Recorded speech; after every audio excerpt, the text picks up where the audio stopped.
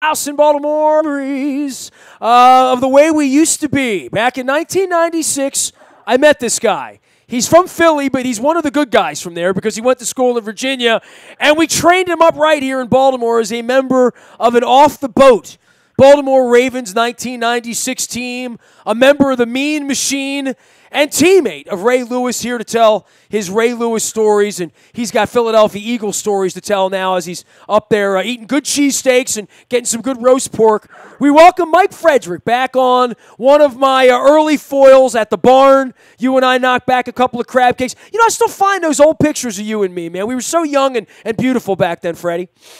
Yeah, I appreciate it. You actually sent them up after the last time we spoke, and my family certainly enjoyed them, that's for sure. Well, yeah, I mean, the old school pictures. You came out to a bunch of my anniversary shows. We're about to celebrate our 20th anniversary next Friday night. The weekend we're doing the Ray Lewis trip. And by the way, I still have a few seats if you want to bring the kids, Freddie. But, yeah, man, so we're taking 4 buses, and I got a couple seats left, and some people have hit me about going out. There's going to be thousands of Ravens fans, let alone Bears fans, Randy Moss fans, Hall of Fame fans, whatever.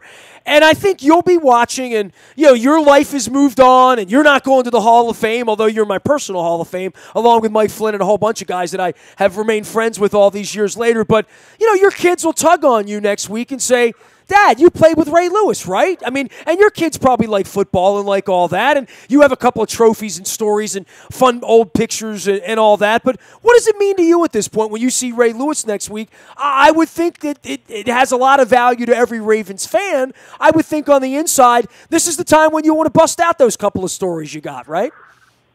It's really a special time. Some of these guys that we were lucky enough to have the opportunity to play with reached a level of greatness that very very few and far between get the opportunity to accomplish, and to have Ogden be able to take that step a couple of years ago, and now Ray. It was really neat to be around greatness at a level that was really making them one of the best to ever play the game. And I feel fortunate to have had the experience to play with 4 or 5 people who have made their way into the Hall now. And really just excited for Ray and his family. Well, you're more like a prototypical dude, right? You're like a regular guy, has a regular job now. You played 5 years. I'm sure something's wrong with your body, or something hurts, or your family's worried about something, given the physical toll even 5 years took. And you wanted to be great. You wanted to go to the Hall of Fame. You wanted a fistful of rings. Everybody wanted to be Tom Brady or Lawrence Taylor or Ray Lewis or Johnny U or whomever those legends and those cast irons are made for out in front of the stadium. But you're more like a regular guy that had a taste of it, that played around it. And there's so many more guys like you that didn't get to go to the Hall of Fame, that didn't make $100 million and get a house on a hill, had to go get a job at 30 like everybody else. But you look at this and say, what separated him from everything else? And you went to work there every day, and you were on the field with him every day. What separates a Ray Lewis? I think that's the thing that fascinates all the rest of us, right? Yeah, and I think a lot of times people don't know. And we all come in, and we were all pretty good from the places we came from. Ray just had the minute he stepped on the field up in Westminster at the first Ravens camp that we were at, he commanded attention, and not that he was seeking it, but you could see it in his play, you could see it in his demeanor, you could see it when he'd go to drills, and he would hit people with a speed and a veracity that was a touch uncommon, and you weren't sure if it was going to last a day, a week, a year, or a career. And a lot of times, there are many of us out there who show up and look pretty good here and there, off and on. Have moments where you're a starter and they think you're going to turn the corner and reach a level of greatness. But with Ray, it was pretty immediate. He definitely had a fire to him that you could see, both internally and externally, and it didn't take him long to start to command a locker room. I would say within a year, it really was starting to become his team on defense. Well, Well, you came off the boat. I mean, you were there for all the mess. I mean, you got drafted into this as a promising guy. You go out with Belichick. The team's moving. The stadium's getting emptied out. There's picket signs in front of practice every day. And you're a kid trying to get a job, trying to make your way in the league. Next thing you know, the franchise is in Baltimore. Next thing you know, you're wearing the Mean Machine jerseys from The Longest Yard. And here comes Ogden and Ray Lewis. And you're practicing in this police facility that's not set up for football. I mean, really, you laugh about that. And, you're trying to figure out what the team is, and here's Ray Lewis getting drafted into it. Here's Marvin Lewis. Here's your new coach. Here's Ted Marchibroda. Come on over. And then you had a whole bunch of guys like Steve Everett that were pissed off that it ever happened, right? And the team's trying to make its way, and you're out there on the practice field. Here comes Ray Lewis, right? And I remember it as him sort of taking over a franchise that had lost a lot of identity, and a lot of those veteran guys, the Pepper Johnsons, the Andre Risons, never really walked onto the field here. It was sort of open for the taking on a team that wasn't very good, but a team that was looking for a young leadership core. And I guess in Jay Owen and Ray, that's what Ozzie and Phil and the franchise drafted on that day, right? Yeah, and I think you make a good point here. Is like anybody out there, when there's a big change in leadership and a change in system and a change in philosophy, I think these guys were both very fortunate to be drafted as we moved when all those changes were occurring, and they really had a focus and a vision on what they wanted to do heading forward. So it wasn't like we were trying to plug Coach Belichick's pieces into Coach Marchibroda's plan and program. I mean, we had, Marvin Lewis certainly had an idea of what he wanted to do defensively, but he was, he's kind of left with parts and pieces that didn't fit what he was trying to accomplish. But those guys like Ray and Ogden, they were selected into the new vision. And I'm not saying that they wouldn't have become Hall of Famers. I think Hall of Famers have some intangibles that they're going to find a way to be great no matter what. But for people like me who, weren't sure if they were going to crack the starting lineup or not, it was a huge negative event in my career. And again, to turn things back positive with those guys, I think they were fortunate with the timing, but I don't think it would have mattered. I think greatness at that level finds its way to be elite. And I don't have any doubt that had they come in through the Belichick system, those two would have persevered and survived and adapted and become Hall of Famers. For some of us that weren't quite at that level, it becomes a really tall mountain to climb.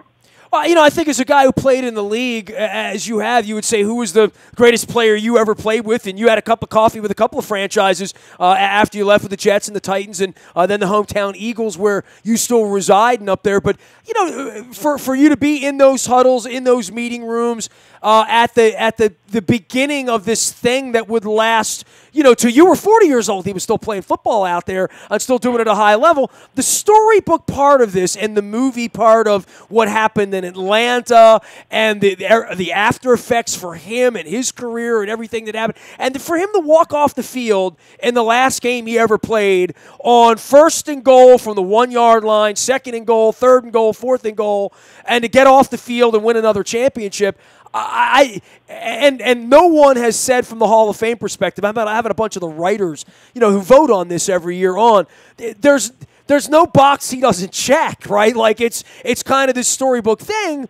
And from the Baltimore perspective, and from you being a guy who did come in off the boat, who remembers the Orioles owning the city and playing in Memorial Stadium and training out in Owings Mills, from where the franchise was when it arrived, which was a huge purple question mark, to where it is now. Boy, Ray and J.O., and I don't want to take anything away from him or even Ed Reed or, any of the Woodsons and Sharps and the guys that came in here were a part of it in the beginning. But Ray stands in the middle of all of this. No Ray, no Ravens, right? Literally. I think that's true, and I think that was part of the vision. And I know you just you've had the opportunity to talk to some of the people that went out and brought him in. He was given the opportunity to take over a team, but you can't just say, okay, Ray, this is your team, right? It's going to have to it's going to have to be adopted by the other players in the locker room. And that's why I said I think it took the better part of a year for him to kind of create a culture of excellence and things that he was going to expect out of each and every one of us. It's not that I don't think, tried the minute he got there. And he was certainly given the opportunity because of all the change, all the turnover, change in philosophy and system. But the charisma was earned, dude, like from the train, right? Oh, yeah. Like he would come out and dance to that train thing in 96 and 97. The team every week, right?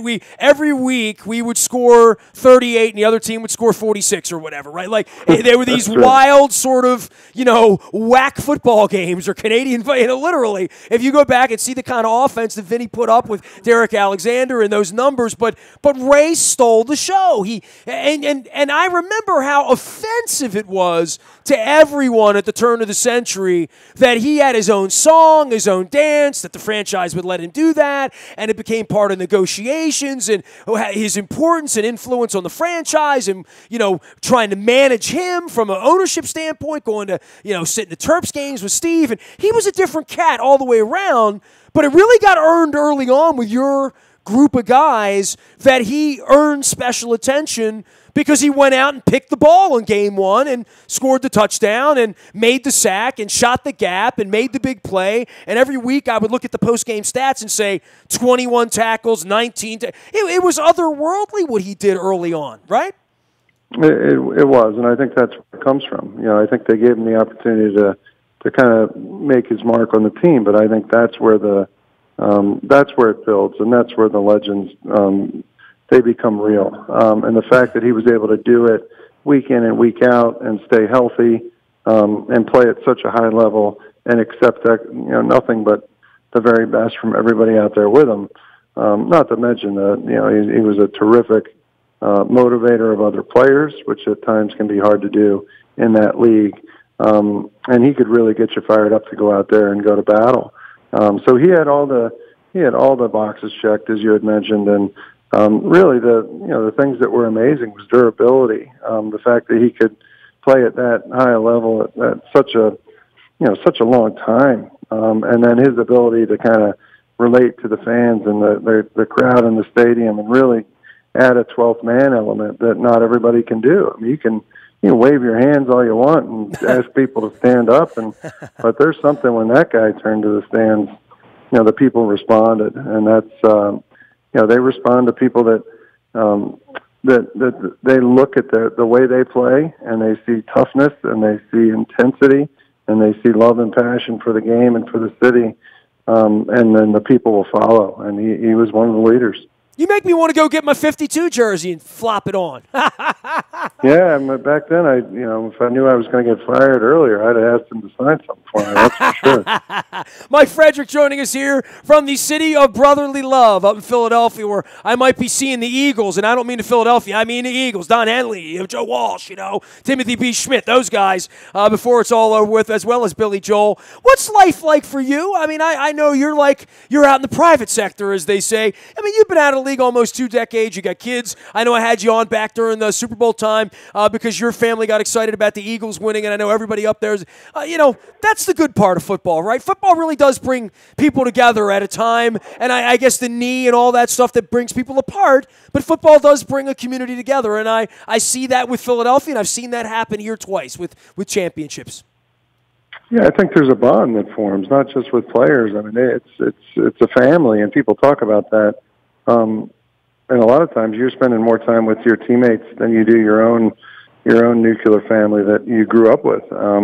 And you can always plug back in. And the minute you do, it's like you pick up where you left off. And everybody remembers the stories. And yeah, maybe they're all just a little bit different in how we remember them. But those are the memories of our lives, and they're great memories, good and bad. And I wouldn't change them for anything. It's one of those things that as my kids get older and we start to talk about some of these names you'll see on TV, and I had the opportunity to play with Ogden and Ray Lewis and Curtis Martin in the camp and Bruce Matthews, and I mean year after year after year you're seeing these people go in who were your family members, And you still get to see Marvin coach. He'll be coaching the Bengals for another 100 years. That's right. And Marvin, Marvin is it's amazing. Kind of longevity that he's had. Schwartzy, too. I mean, I've been telling the stories in 96 and 97. Marvin would say, bring a lunch, meet me in the office at 12:30. We're going to watch film together. And I sat in that's how I learned. And Jim Schwartz was the other guy in the room because he was the assistant. And here we are 20 years later, and those guys are – Schwartzy got his ring finally as an assistant, not as a head coach. And Marvin is still in search of that second ring 20 years later. It's a bit of a question. And it's a real. I learned through coaches, and I know you learned a lot through coaches as well. Their commitment to all of this. I'm sure 15 minutes of Ray's speech is going to be about his coaches, right? Yeah, I would imagine so. And it's going to be the people that impacted him and made him the person who he was. And it's going to include family. It's going to include coaches. It's going to include other players. And that was a really unique thing about Ray was. That they really, that culture that was starting to be developed there. And I was with Ray for 3 years and Ogden for 3 years and, spent more time with him as a front seven than I did my own family there for a number of years. And, really just to see that what they expected from each other, what they expected from us. I started the majority of the games there in 96 and, just really when we'd come out of that and we'd go back through and we'd watch tape, you get your coaches would be on you and say, this isn't good enough or that isn't good enough. But, Ray was one of those guys that created the culture that, we knew as players when it wasn't good enough for each other. And that was it was a special thing. And I missed it by a year, but I got to see it with Tennessee when we went to Super Bowl 34 the year before the Ravens won it.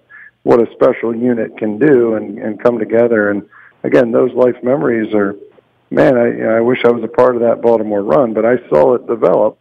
And those things are hard to come by. I mean, it's not like you get out and many people have won multiple rings. And you look at Marvin, he's still going after the second one. And, I think Ray got out of there with 2 of them, but it's not like he has, a whole box full of world championships. They're hard to come by, and they're well-earned and well-deserved. Well, I mentioned Schwartzy. You went down to Tennessee with him, and you played with a lot of special players there. Eddie George and Steve McNair, and certainly the Freak for his period of time. I mean, Javon Curse, at that point in his career, as Chad Brown has become a friend of mine through all of this. Crazy that I could get along with the Steelers so well. But he was also a guy that, for 10 minutes was as good as anybody's ever been. But then there's Ray who did that for a dozen years, And I think that's the difference, right? That we're going to honor Ray next week about that longevity because you would say at one point Javon Curse was as good as anybody you ever chin strapped next to for a couple of weeks, a couple of months, a couple of years, but not over the course of all of that. And that's the part that I think we all have a lot of respect for when we stop everything next Saturday night and watch this. Yeah, I think that's what these guys have in common, and I think it's really, really hard to do. And I'm not sure that there are people that were Hall of Fame talented people, but finding a way to survive and take care of yourself, and have a body that the good Lord gave you that can take the beating that you take each and every week, and then to go out there and give it your best. Javon Curse was a guy I backed up in Tennessee. And, he was close to changing the game there. He was 6'5", 265, and ran a 4.5, and we just hadn't seen people like that. But it wasn't like it was something he could do for 12 years. Bruce Matthews was a guy who played for, almost 20 years. And you looked at him and you said, how on earth is he able to hold up? And he was just different. He did it the right way. He took extra special care of his body, and for us that got there at 6 in the morning and left at 7, 8 at night, there were guys like Bruce would get in at 5 and leave at midnight. They had a commitment to being the best. That even though maybe some of us thought we were doing all we could do, there was another level to go. And Ray and Ogden and Bruce Matthews and Curtis Martin and those guys, they're just, it's special. And to be able to see it and live it and be next to greatness, you try to explain it to people. It's really hard to do. There's definitely there is an it factor that they have. And, I think you'll find out pretty soon with Ray. It didn't take long for him to really, really be able to impact a whole city. Dude, I'm really glad I called you, man. You said that it's really, really hard to explain it. You know what? I think you just did it better than almost anybody's ever done it. So I'm gonna let that lie right now. I'm gonna say that I owe you a cheesesteak of your choice at some point in the future, maybe at some godforsaken Flyers game or maybe some concert or something like that up in Philadelphia. But I do hope we get together at some point and share a refreshment together. It would be good to check in with you, man.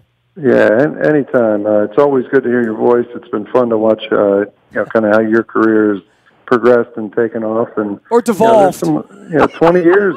There's got to be some level of greatness in there, and I don't get to hear it every day, but you are one that kind of keeps touch with history of the game, and makes people like me remember that I was a part of it, and it's always appreciated. All right, you can go back into your anonymity now, Freddie. I'll leave you alone, but I do owe you a cheesesteak. I got to get to that roast pork place up there. I haven't done that one yet. My wife and I are threatening a Saturday bender in Philadelphia around the Eagles, but the Don Henley Eagles, because they're playing up there this week. Freddie, take care, and thanks for really great Ray Lewis stories. Appreciate you, brother.